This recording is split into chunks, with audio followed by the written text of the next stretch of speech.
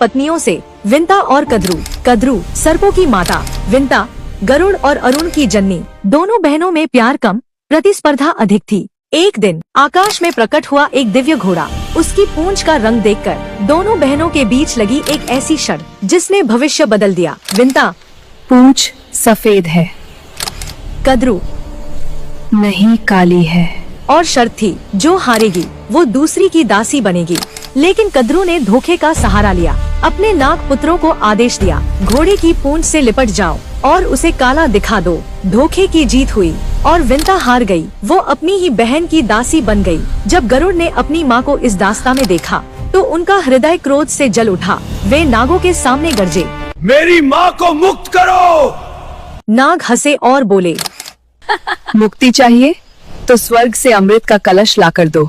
गरुड़ ने चुनौती स्वीकार की और अकेले ही देवताओं से युद्ध कर अमृत कलश छीन लाए। लेकिन जैसे ही वे लौट रहे थे, स्वयं भगवान विष्णु प्रकट हुए। गरुड़, क्या तुम अमृत पीकर देवताओं को चुनौती देना चाहते हो?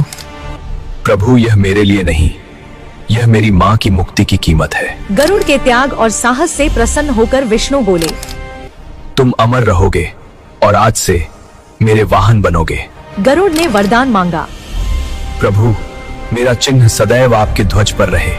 तभी से विष्णु का ध्वज कहलाया गरुड़ ध्वज। और विंता सदैव के लिए मुक्त हो गई। लेकिन नागों के साथ एक रहस्य और जुड़ा। वे अमृत पीने से पहले स्नान करने गए और तभी इंद्र आ पहुँचे। कलश उठा लिया और स्वर्ग ले गए। नाग लौटे और वहाँ पाया सिर्फ घास। उन्हें लगा कि यहाँ अमृत की कुछ बूंदें गिरी होंगी, इसलिए वो उस जगह को चाटने लगे। इसी से उनका मुंह फट गया और तभी से कहा जाता है, नागों की जहवा फटी होती है।